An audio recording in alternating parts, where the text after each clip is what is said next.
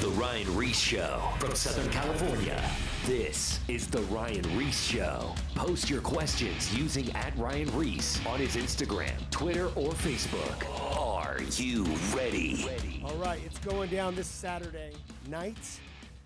Basically, I have one of our friend, since I've had her back in the studio, Opal Singleton in studio. I got Sean Mckeehan, and we're going to be talking about some really incredible stuff tonight.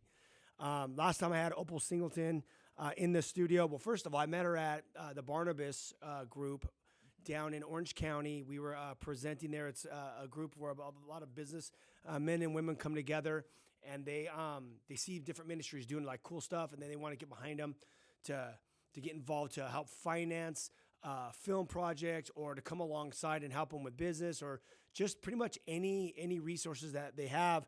And I was sitting there waiting to go up, and all of a sudden, actually, I was waiting there to kind of watch what was going on, and then they call up Opal Singleton, and they said, this lady's going to come up, and boy, does she have a lot to talk about. And she walked up there, and she rocked it so hard. I was like, I have to get her on the radio show immediately. And she was talking about human trafficking and how human traffickers don't look like the old pimps. They look like, clean cut. They recruit kids at the malls and through technology, through the apps, and they just so much stuff. But for those two shows, you're going to have to go to my YouTube channel, look up Opal Singleton. There's a part 1, part 2. Your jaw will literally drop. And now she hasn't been on the show for probably about a year, and now she has so much stuff going on. And I actually do believe when I saw her, she was speaking about this film that they were working on a couple years ago, and now it's actually come to pass.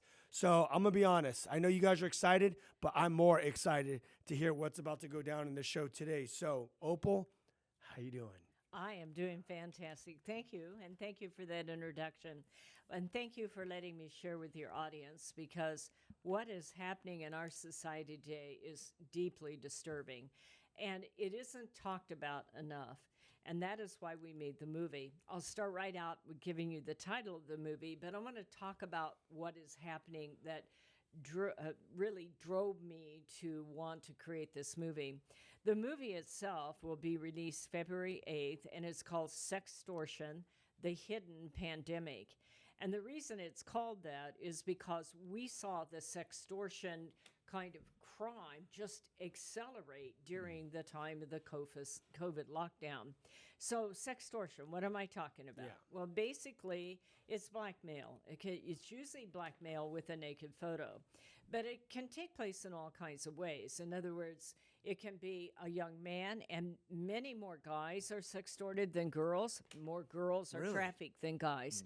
Well, they're kind of vulnerable. Well, yeah, I know, guys. Wait a minute. Let me take that back. Yeah, I know. I understand. I couldn't resist. Thank Sorry. God we didn't have iPhones when we were kids. That would have been a bad thing. Yeah, well, think about it. Your classic kind of thing is you're playing a video game, and video games changed. It isn't like Minecraft where you know everybody in the room. If you're playing something like Fortnite, you're on there with hundreds. Literally, you will meet thousands of people that you don't know who they are. And much of your video games have pornography in them. And quite frankly, the Pornhub data last year came out. Pornhub is the largest site in the world for pornography, or was, before they really got hit hard, thank God. They did. We could talk about that. Yeah, we will talk about that. But anyway, their second largest category was animated video game character pornography. And and I looked it up because I work for the Sheriff Department, the Department of Justice. I am contracted with them for training in these subjects, and I looked it up. Now, I'm not a wuss because I work in child sex crimes. I am not old enough to see animated video game character pornography, because it's animated, and so kids say, well, it's not real, Right. Sex on the internet's not really sex, and killing's not really killing. And I had one group tell me that sin on the internet's not sin, not real. Right. because it isn't real, and I hope that works out for them okay. But anyway, you know, kids get involved in this animation. But think about it. They're hormonal. They're talking to people in a chat room that they need the approval of. You're sharing pornography. You're getting stimulated. You're talking smack, and pretty soon you think you're talking to a hot 14-year-old, and you're 13, and you shoot one of those photos off. And it never occurs to you where that photo is going to go. And the very next thing, bam, you're locked in. You know, I always share with kids, the minute you send that photo online, you're in a blackmail prison. Maybe not today, maybe not tomorrow, but it will happen to you. And then kids panic. And this is called sextortion, sex and extortion put together. And I believe it's the fastest growing crime in the world, quite frankly. Really? I can't prove that yet, but I work in this business and I see the results, especially since the pandemic. We're putting kids online younger and younger, you know, and you get a 7-year-old kid, let's say a girl online. Right. What do we know about 7-year-olds? They want to please everybody. They're just cute and they want to be cute to everybody. And they don't have the cognitive ability to understand adult sex or pedophilia. And so suddenly they meet this guy who shows them other kids that are playing this game. And to a kid, if you ask for a picture of their private parts, it's just bathroom humor. You know, they're all playing a game. They giggle, they laugh. They don't have the ability to understand the trap that they're walking into. Well, so what is happening here is two things that are affecting this sextortion world. One has to do with the fact that the entire world is connected by internet now. I did a book on that called Societal Shift, A World Without Borders, A Home Without Walls. Our kids, through games like Fortnite, through apps like TikTok, which we'll talk about in a minute, that connects you to millions of people if you're going to go public and, you know, get your video out there. And, you know, your profile's out there and like that. But more important, for the first time in history, our kids will be able to reach millions of kids or other people, but the other people can reach them because apps like TikTok are tied to your mobile phone. They text back. Right. So pedophiles have learned to watch those categories with risque movies in them or videos, and they will simply text back to the kid, hey, you're hot, you know, get me more of these videos, meet me on Instagram, I'll get you a deal, but get me a lot more of those videos. And it goes like that where they're connected. And I just saw a study by Thorne, which is Ashton Kutcher's group, and I admire his work and the fact that he's taking the high road to use his millions to fight child sex trafficking and exploitation. And his research indicated that 40% of teens say they have been involved in sending off some sort of nude or illicit photo. 40%. I saw a study prior to COVID with the Center for Disease Control, so that 18,000 kids a day are sending a naked photo in the U.S. University of Florida said that 9,000 kids are being blackmailed. Keep in mind, this is before COVID and online learning. And then University of Toledo, Ohio said that 58% of young people who are being blackmailed will actually go out and meet up with their pedophile to try to negotiate back that photo. Unbelievable. They get raped, they get violated. It's the same guy. They don't get that. I want to jump in really quick because this is something that I think you might have said at one of your talks before, or someone else that's kind of in this category of human trafficking and stuff. Having a smartphone is basically like when you give it to your kid, it's like basically going to a house party that you don't know who's in the house, and you're dropping your kid off, and they go into the house, and they're locked behind the door. If you don't have a password to your kid's phone, and they're in this house, but in this house, it's all ages from 80 years old all the way down to 5-year-olds, and from all walks of life, from molesters to murderers to drug addicts to gangsters to good kids, bad kids. Everyone is in this house. So now, when you really put that into perspective, and you're a parent, and you give them their phone, and you don't have any access to the passwords or anything, that's basically what you're doing with your kids. That's very true. Scary. And the crazy part is that this will be, and this is both exciting and terrifying. this will be the generation of young people that'll be able to reach the entire world, Right. but the entire world can reach our kids. And so how do we teach our kids to form relationships with millions of people they don't know in a way that's empowering and not exploitative? And really, I believe it's a conversation. Technology is reaching a point where we won't be able to use the filters, the trackers, the passwords, and all that. And besides, these kids know more than we do, and they know how to hide this stuff. Yep. Yeah. So for me, it's a conversation. I always say technology isn't good or bad. It's like a car.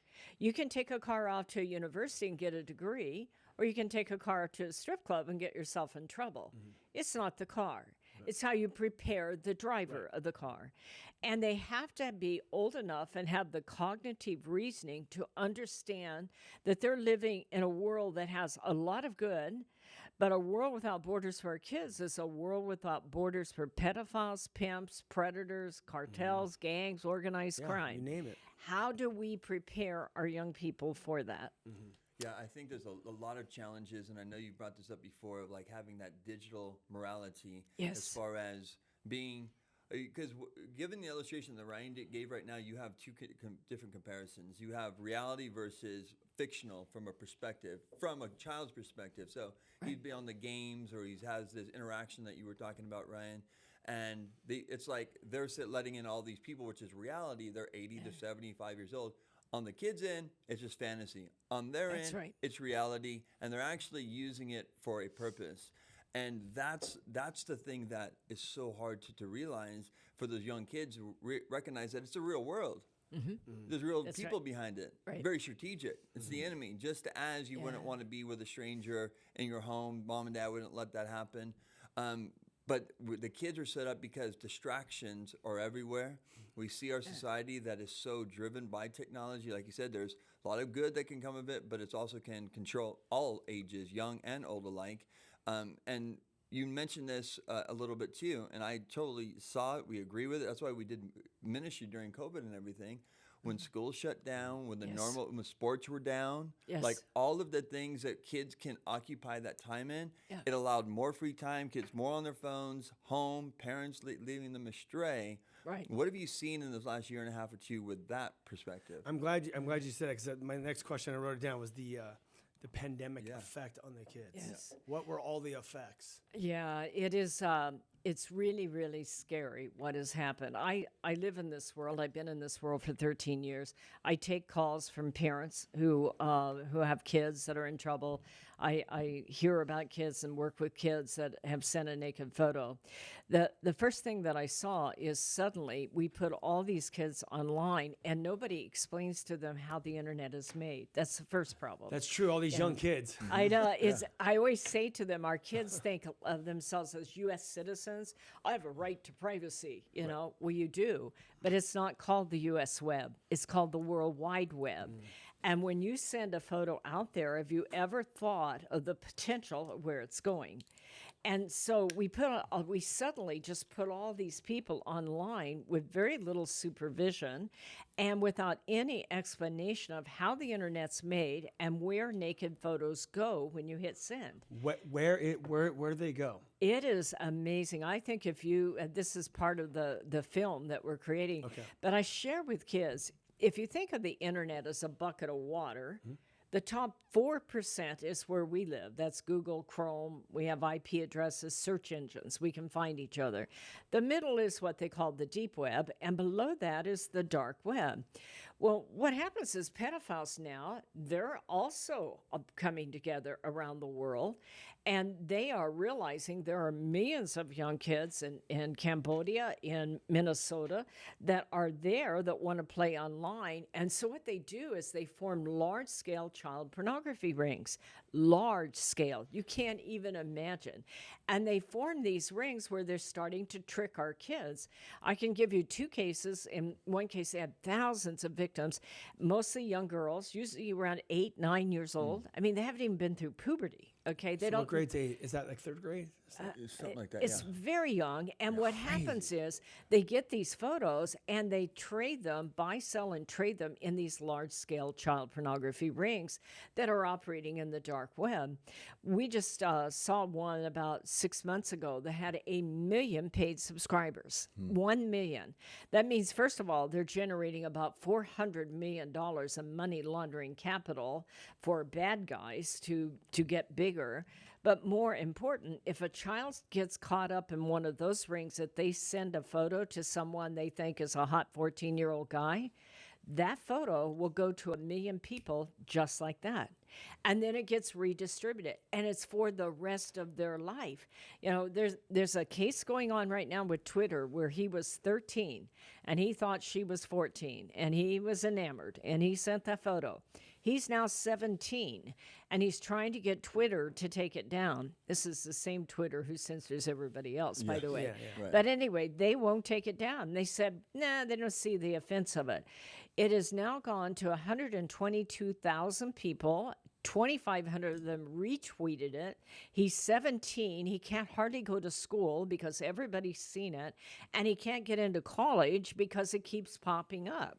And Twitter will not take it down. So when a photo is sent on the internet, kids need to understand the minute it leaves your hand, you're in a blackmail prison because you'll never be able to get it back. Yeah. And that's the purpose of this film, is to share with kids how the internet's made and where naked photos go when you hit send. Yeah. Awesome. So this film is coming out February 8th. Is that what you said? Yeah, let me tell you about this film. Please. I am. We're going to do a premiere here. Oh, it's going to be amazing. God has delivered on this film far beyond anything I could ever imagine. I mean, I'm one person, and I'm not young, okay? And I have dreamed this ever since I sat with various parents, especially one set of parents. Sextortion affects the whole family, including younger siblings, by the way, and fathers and mothers in a big way. And churches need to be trained to be able to intervene with families. So about 2016, I started raising this money. And, I'm an agency that is mighty but small. Yeah. And, I prayed and prayed and prayed. And about 2019, Giving University came alongside of us. And they said, what do you want? And I said, I just am looking for a documentary I can put into schools so kids understand where naked photos go. And so as we began to do this, he said, well, how much do you need? And I said, well, I don't have enough for a movie, that's for sure. And we began to collaborate, and then we began to pick a producer. And we ended up, I started in Hollywood, but I was like, oh, God, get me out of here. Yeah. It's awful. Anyway, so I met a gentleman by the name of Stephen Peak. He's the top documentary producer for Netflix. And he lives in Virginia, which is very good during COVID. Anyway, so it came on that we needed a little over $400,000 to make this happen. And so they came alongside with us, Stephen Peak and Giving University, and I flew back to Virginia during COVID and talked about Homeland Security and NCMEC and where naked photos go, how sextortion works, the dark web. I taught them the whole thing, and they have an 11 and 13-year-old daughter. And they got caught up into this thing. Well, let me tell you what happened. He lives in Virginia, which is right outside of where Homeland Security's Washington, D.C. headquarters are. And they have Internet Crimes Against Children, the largest task force in the world that does all this undercover kind of stuff of breaking child pornography rings and handling sextortion cases. Never been done before. Homeland Security allowed them to film inside of ICAC, really? Internet Crimes Against Children, and they shut down a whole building of Homeland Security so he could film. National Center for Missing and Exploited Children, which is John Walsh, and the people that run the big national hotline number, joined in. And they did this film about the Daniel Harris case. He was like this good-looking Navy pilot, a Top Gun pilot, married, cute little kids, beautiful wife, and he was a sextortionist. And he was literally blackmailing kids all over the world, young girls. And so this movie is like an action film, and NCMEC is in it and like that. But they also did the Amanda Todd story. Amanda was a young teenager that was being blackmailed, and before she killed herself, which she did, she made a video where she held up little pieces of paper to tell her Is that story. where that came from? Yeah. And so Amanda Todd's mom's in it, and several survivors are in it. So it is one hot movie. Well, what's happening is Homeland Security has viewed it. They had just one minor little change, and they viewed it, and they said, let us help you get this around the world. Amazing. Now, let me tell you the power of this. Okay. It's one thing. I wanted a movie that would do prevention and intervention. Kids would go, I'm not ever doing that again, kind of thing. Yeah. And parents would go, is that how that works? But this movie, on top of it, remember, more than half of the kids will go out and meet their pedophile before they tell anybody, and they get violated. This movie will bring kids all over the world to report. And that will crack open a lot of these child pornography rings that can't be reached because they're in the dark web. So the possibilities of this are beyond anything I can imagine. So do you think that, I mean, now if they're going to get behind you, that should be able to get you into all the colleges, universities? Yes, and schools, nationwide? Because Homeland Security... Maybe not California, you know. Yeah, No, I'm just I joking. know. Homeland Security has a lot of influences in schools that we would not have. Cool. And our goal as Me and Kids is we're going to need to raise more funding for this, but we are packaging that movie to put it into schools for 2-day showing.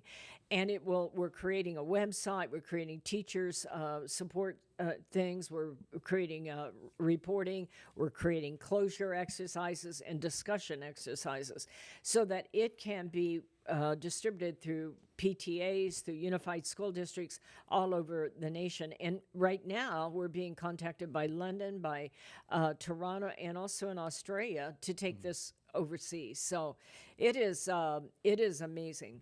On February 8th, we intend to have a rollout, and with Homeland Security and NCMEC, and hopefully we're looking at the Rotary. We're talking to USC because I work there in 3 different classrooms. Anyway, and so, and we're also talking to live streamers, you know, Netflix, Amazon, Sony, and several of your film festivals. Do you think any, film festivals would be amazing to send all those through? Now, my other question is, what about streaming? Have you had any response with the streamers? Actually, our producer has a very good relationship with Netflix because they've been successful. But we are in talks. That's why we can't release it till February 8th. Right. And I can't show it. I'm one of about 10 people that have been allowed to see it. Yep. And Totally. And we'll be showing the trailer probably around January. But the whole idea, we're right now just laying out all the promotion, all the public press releases, and creating the events for next year to be and a premiere. I would love to have that here.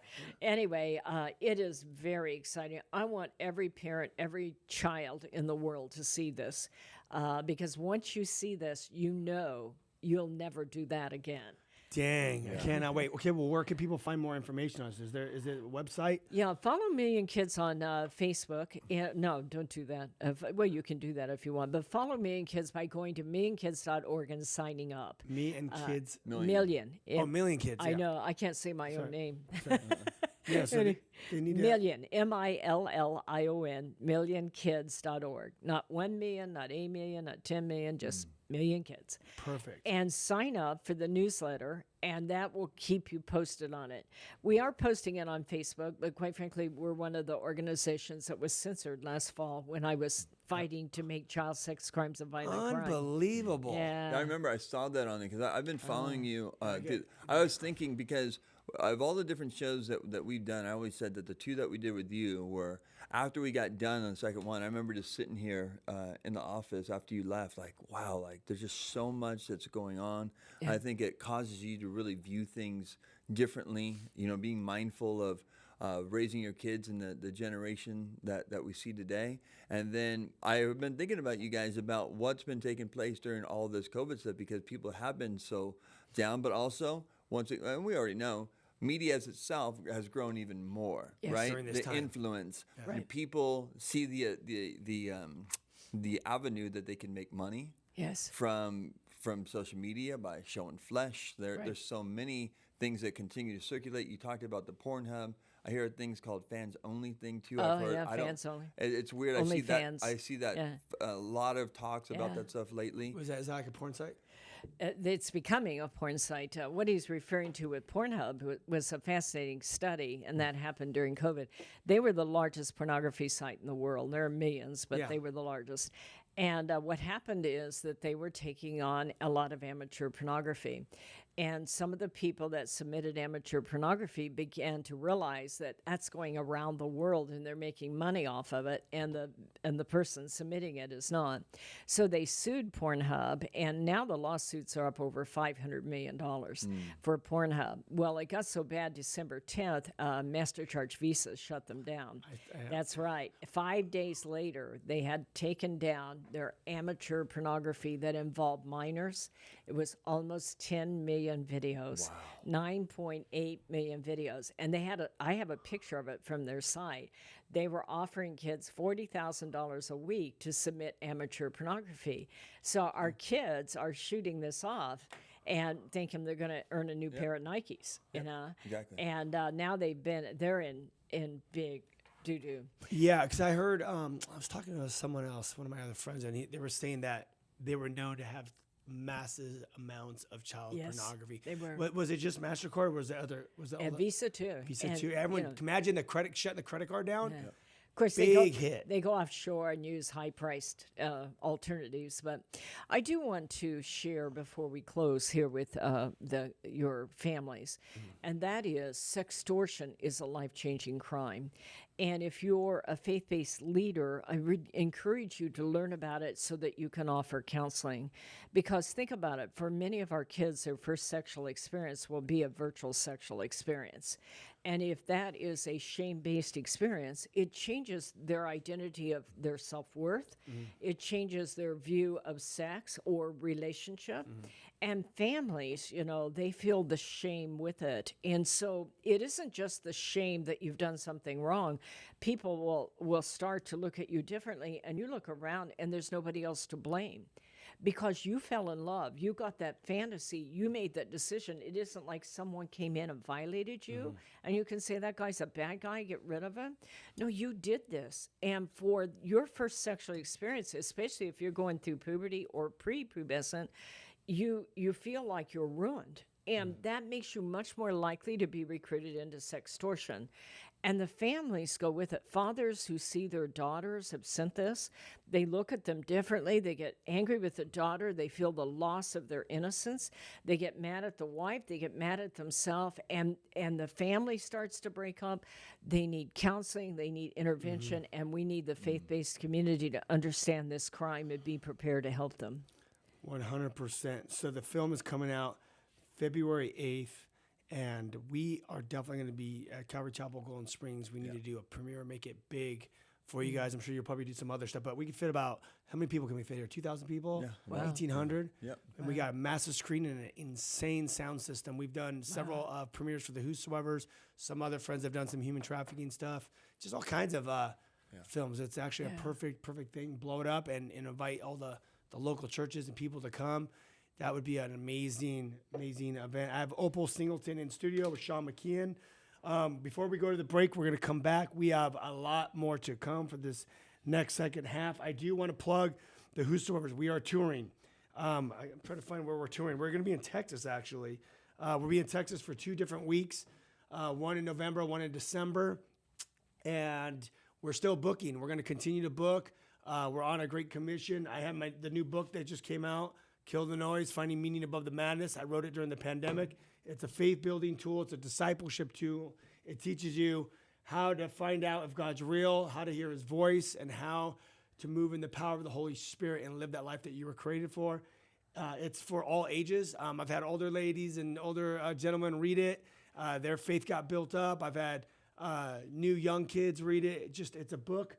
Has something for everybody. So it's available wherever you buy books, Barnes & Nobles, to Target, to Walmart, to Amazon. scoop one up, give one to your friend, and just keep passing on so people get empowered through the faith. And contact us at thewhosoevers.com so we could come to your guys' city and we could do the Great Commission. We could do outreach at schools, boys' homes, girls' homes, churches, conferences, pretty much wherever people gather. We want to be there and we want to encourage them to follow God, especially in this time. Right now, it's crazy times that are happening in culture. And right now, we need to be men and women of the Word of God because that's the instructions. This will show you how to navigate through culture, through politics, through everything, through life, circumstances. I love you guys. We'll be back in 2 minutes right after the break. Peace. Perfect. All right, what direction are we going to go second? More of The Ryan Ries Show coming up. Post your questions at Ryan Ries on his Instagram, Twitter, and or Facebook.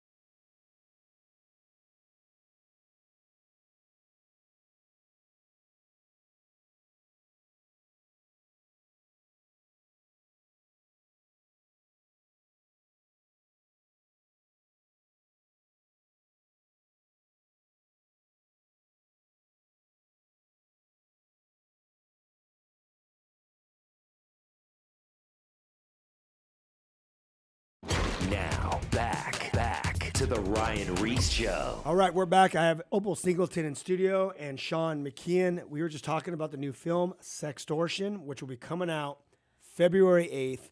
Trailer should be hitting sometime in January or something like that.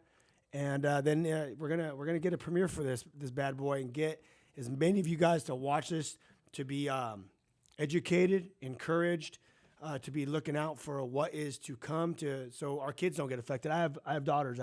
You met one today. That's a batch of triplets, actually. Is that right? Yeah. So there's three. I have 3 daughters that are triplets.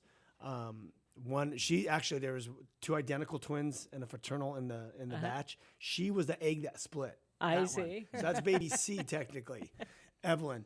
But I have daughters, 5 years old, and they have a limited screen time. Ever since your last show, we did all these like different limited screen times, and we're just very very careful, especially with YouTube. You watch YouTube and you get these random YouTube commercials that just pop up, and I'm like, what the heck are they watching? Like literally, you can't leave a kid No way. in a room. This was in my living room watching YouTube on the TV, and it's on, and I'm sitting there kind of doing my thing, and then all of a sudden I like hear some stuff coming from the TV. I look up, and it's some crazy YouTube commercial that my 5-year-olds, and I'm like, dude, what is it? Like, no more YouTube. Like, we had to like get rid of the commercials. Yeah. It's always got to be watching, always on guard and vigilant. I know we're gonna continue bringing up the Sextortion. You're bringing up your girls and your little boy too. I have 3 boys, and mine's 12, 11, and 7. And especially my younger, all of them are good-looking kids. My older one is very good-looking, and I tell him, and it came from his wife's side. It's from my wife's side. So I say, I'm like, hey man, like use wisdom. And I already teach him. I already talked to him about a lot of stuff. He's a very good athlete, and he's around guys all the time, and I'm encouraging him about character. Always have, and but he's a kid. And I remind him of like little things. The reason why I say these things is because I use things like this. Like I know people that have done something, send a photo, do something, and it comes back to bite them in a bad way. And your integrity matters as you grow and whatever. There's things that you can't get back. You're living in a different world. Right. And I'm learning with all this stuff. That's why I'm so fascinated by it, because I know it's more reality for the younger. Obviously, we have hindrances and distractions, and we got to guard our hearts and our minds as well. But young children growing up is just the way life is, and a lot of friends that have no filter with some of their other families, and those are their homies and their friends. You have to teach them why the digital morality, why that your decisions matter today at 12 years old that impact you in your 20s. Absolutely. Sean, you could not be more right on track. And I am so proud of what you've just said, because it really is a conversation about not only digital morality, but character. The things that I share with kids is that, character is every time you do what's right instead of what's easy, you get character. One of the things that people will come to me and say, how do I bulletproof my kid so that they don't get caught up in this? It really is about understanding your value. And we have an advantage as Christians because we can share with our kids, you are a valued child of God. One of the things I share with kids all the time is self-esteem is a decision you make yourself. Once you decide that you're valuable, nobody can take that away from you. There's some sort of mystique that goes on in the world that you think you're either born with self-esteem or this kid has low self-esteem. It really is a decision that you decide to put on the full armor of God. I'm worthwhile. I'm a valued child of God. And I also think it's important to have a conversation that there's no such thing as damaged goods. That's the first thing that people that are sextortionists or even pimps and sex trafficking, you've made a terrible mistake. There's no way back. You're ruined. And we all know as Christians that's simply not true. But we don't arm our children with that kind of thing. I said with young people, and we talk about, you live in a different world because you're going to have millions of connections with people you don't know. And their game, if they're a bad guy, is simply to play the numbers game and look for low-hanging fruit. Will you respond? I always say it's available and vulnerable. They're looking for kids who post things like, mom and dad are fighting again. I got an F in geology. My boyfriend and I broke up. They're looking for weakness out there. So don't be low-hanging fruit. I share with parents and kids, I want you so tough, you look at these guys and tell them to flip off, okay? Or some other less Christian term. I don't care what language they use, quite frankly. I want them to say, I'm too good for this. You're playing a numbers game, and I'm nobody nobody's fool, and I'm not going to do this. Yep. And the other thing is, and I love the direction you've taken, because you get one life, and life is full of choices. You can take the high road or you can take the low road. Every time you take the low road, you're going to pay a price. And so don't do that on the internet. Having said that, if you make a mistake, I want you to know you are not alone. We can talk about it, and I will help you work through it. Just because you made a mistake doesn't mean you can't go back and that you can't tell someone and help work through it. Those are critical conversations for a parent to have. Yeah, no. Okay, wow. Sure. Yeah, no, I'm just, as you guys are talking, I was literally just thinking about, man, it is so brutal with the decision that you make on the internet. You know, yes. Because you can't erase it. Yes. The kid, sorry, I'm just like, because thinking like you just can't erase it, and kids don't understand. Yes. They just don't understand. Like, one thing can literally pivot the whole course of their life, and it's so important.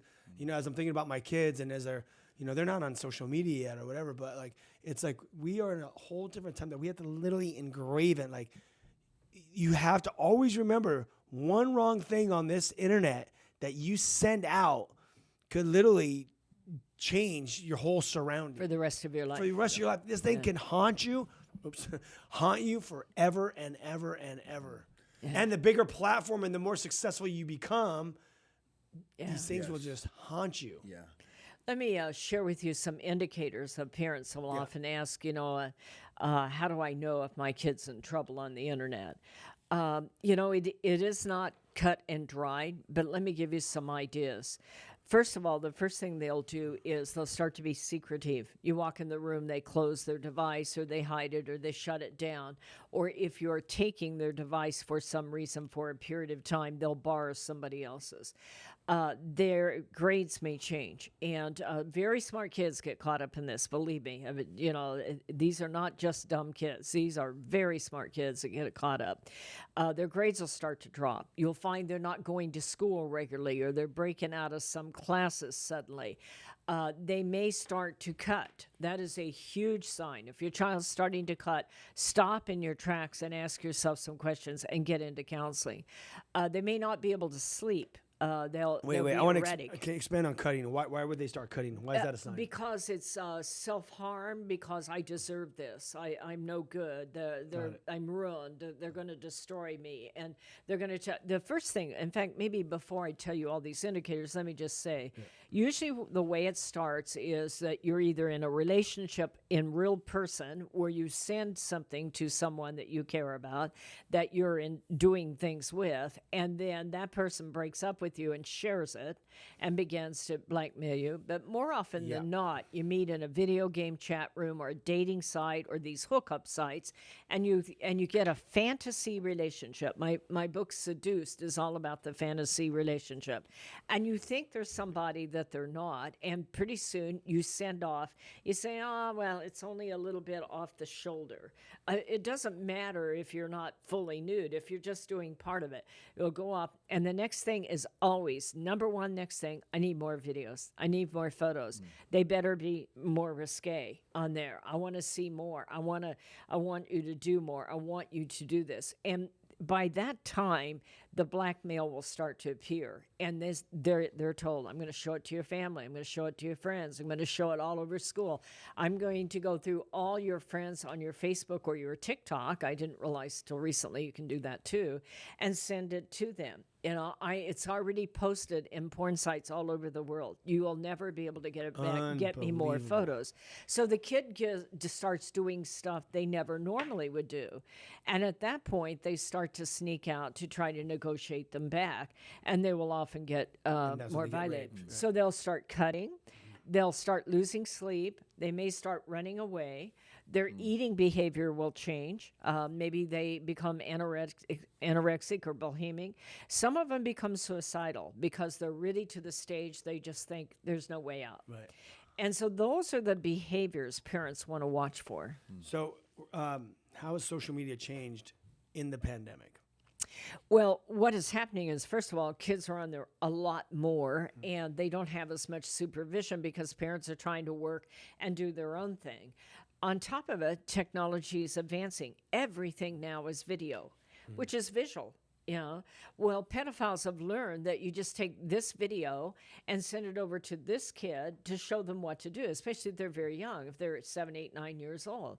And so they're taking clips off of other kids they violated. This is really tragic to me. This is sickening. Because it's showing kids how to have sex with other little kids. They're basically making pedophiles out of our children before they ever learn a healthy sexual identity. And so the technology, plus when you go into lockdown, a pedophilia is a obsessive compulsive behavior. And on top of it, they start to get involved through accessing pornography. A huge percent, I think the number is 85% of pornography is viewed with the phone. And so it's laying on 95%. Yeah, I think it's 85%, if I remember right. And but it's laying on the seat of your car when you stop at a street light. It's on your desk, and you're in a lockdown mode too. So suddenly you have all these pedophiles that have become activated, that are online, that are trying out this stuff, and they need material to stay in a pedophilia ring. Most pedophilia rings, you have to qualify every week to stay in it to make sure you're not a cop. And so they'll require a new photo, which means more kids are being violated than ever or being sextorted than ever. So the technology changed, it advanced because you now have sending out to millions and having them reach back. You have pedophiles on there. You have these large-scale child pornography rings forming, which is why we're doing our movie, right, is to be able to beat that. I want to kind of talk, if you don't mind my dominating here a minute. Please do. I really want to share with parents how to handle it. Yeah. Okay? Because, first of all, a parent will start to see this, and if there's a two-parent household, they're like, oh my gosh, what do we do? I say, if it's possible, if you think that your daughter's being violated and you have a strong mother, have the mother talk, the father talk with the son, if possible. I know that's sexist and unpopular, but I'm going to tell you that fathers cannot unsee what they just saw that happened to their daughter. And so, or that their daughter did, okay? So it affects, if you can, try to isolate it between it. But this is what happens. If you see your child and you think they're being sextorted and they're not coming forward, pull yourself together. Do not go charging in there, wagging your finger, going, do you have a photo on the internet? Okay? Mm-hmm. They will shut down. They're in shame is what's happening. And this is shame they don't understand if they're early pubescent or prepubescent. So what you do is you get very quiet and you sit down with them and you say, I see you dealing with something really heavy here. Is it possible? And just say, do you want to talk? Anything you want to share? No, no answer. Well, is it possible you might have one of those photos online? Stay quiet. See if they can come forward. If they don't, then you can say, I don't know if you do or not. I hope you don't. But if you do, you are not alone. We will get through this together. I will help you. It will be the toughest thing we ever did. We are going to have to take some action, but I want you to know we're going to do this together, and you're still okay with me. And that is the most important thing, because kids won't tell because, first of all, they fear losing their phone, and two, that the rejection, the realization that they've committed their first sex act is a shame-based act, and now they're sharing it with a parent, is a chasm that's hard to cross. It's big time. Yep. So along with that, now, if you think you've seen this and your child is coming forward, here's what you do. Here's what you don't do first. Don't go on and tell the pedophile, you dirty rat, I'm going to get you, and I know about you. Keep quiet. Do not show the photos to everybody, including around the family. Do not delete the photos.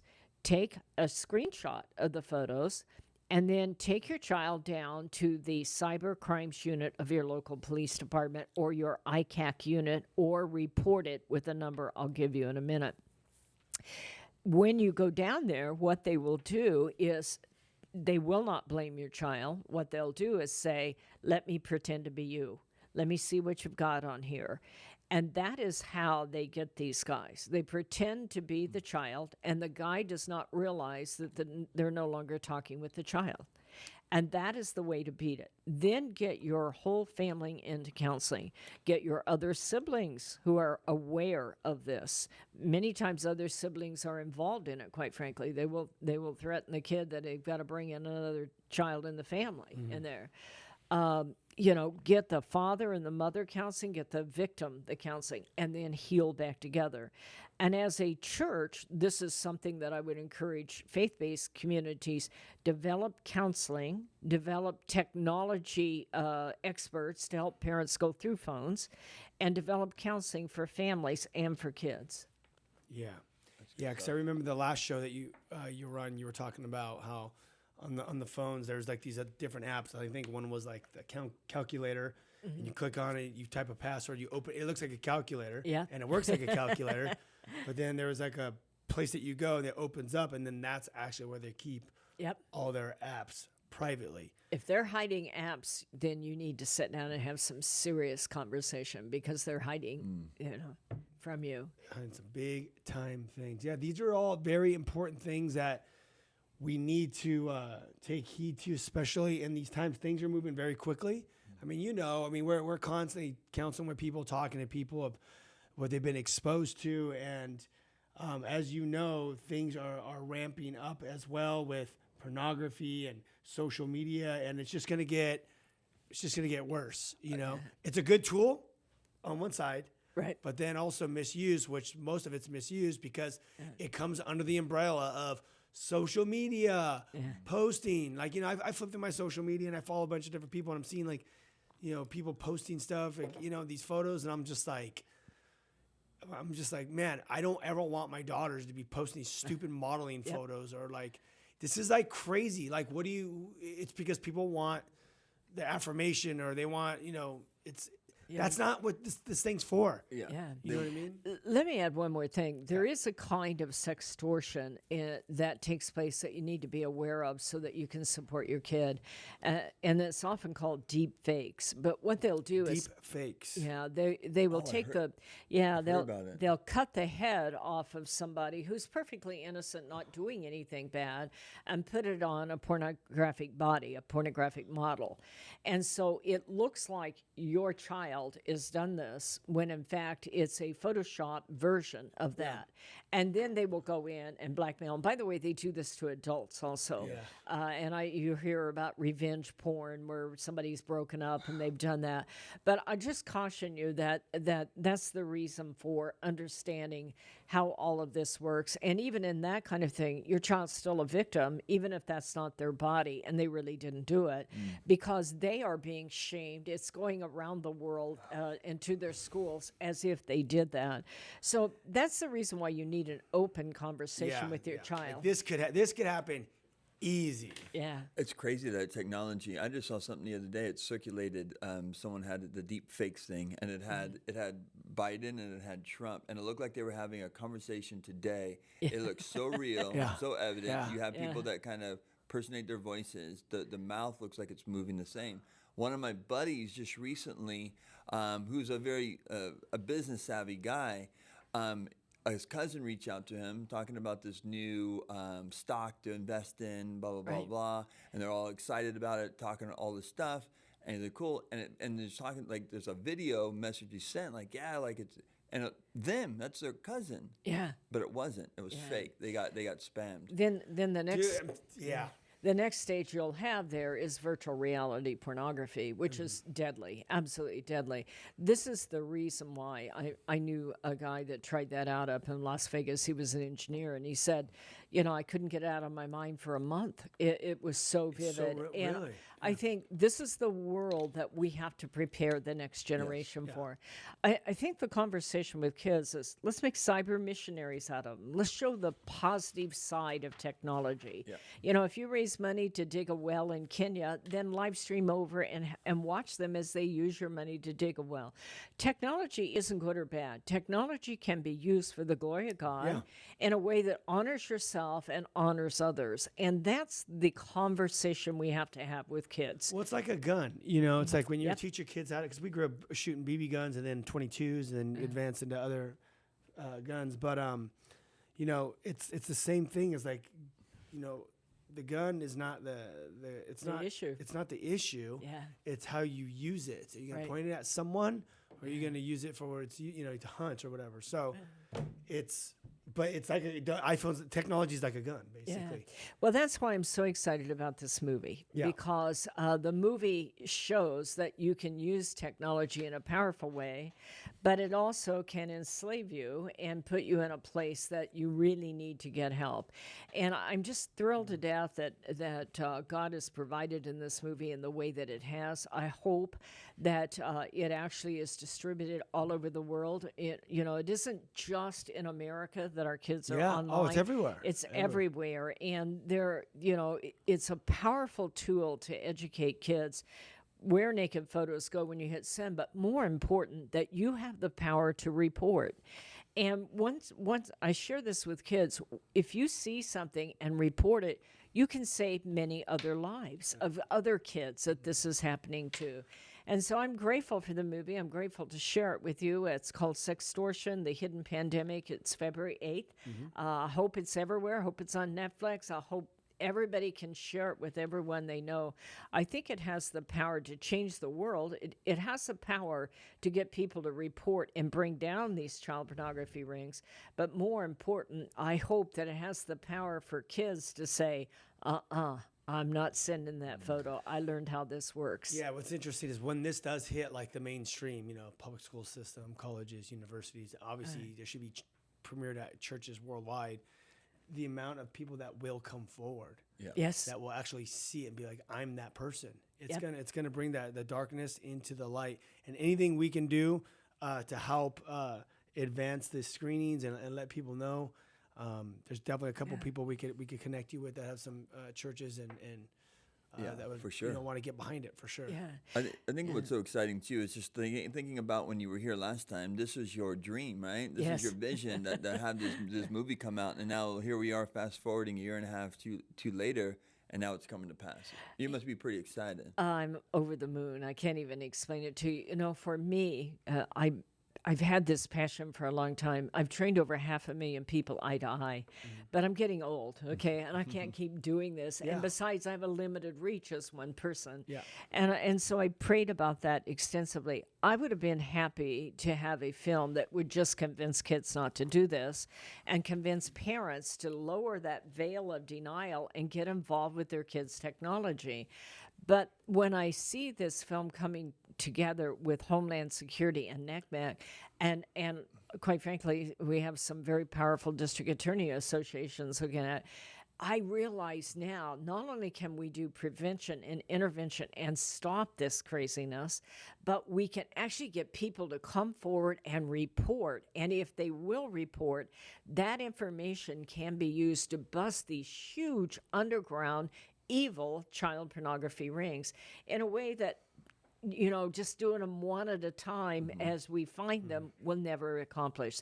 So, I mean, it is a weapon against the devil as far as I'm concerned. I've never verbalized it that way, but it is. And God is delivering in an amazing way. So I am grateful. It's not about me. I'm just one old lady. Yeah, and I do want to say we want to endorse Opal 100%. She's been on the show. We've seen her do her thing and just always on mission and the high impact. Get her out to come speak. That's another thing. She speaks. She spoke over here at Calvary Chapel Diamond Bar to the leadership and then also to the service as well. That was right before the pandemic. It was right before everything got locked down. It was. Yeah. So that was very interesting time. But we're bringing her back. We're going to do the film screening. We're going to have her speak. She's legit. Book her, contact her, and she will be amazing. So we're gonna have you on for another show to talk about another subject as well. So we can get 4 shows under our belts on my website. She has 2 other that exist right now on YouTube. Go there, Opal Singleton, look it up, and also don't forget to book the Whosoevers.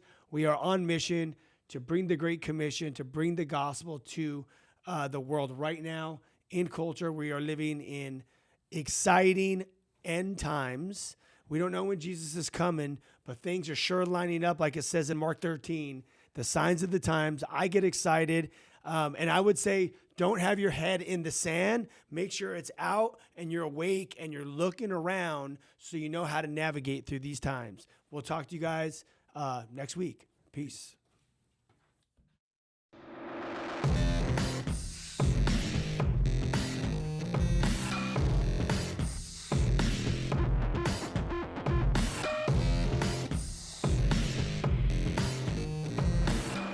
This has been The Ryan Ries Show. To connect and find out more about Ryan, click on ryan-reese.com. Check us out next Saturday at 9 p.m. for The Ryan Ries Show.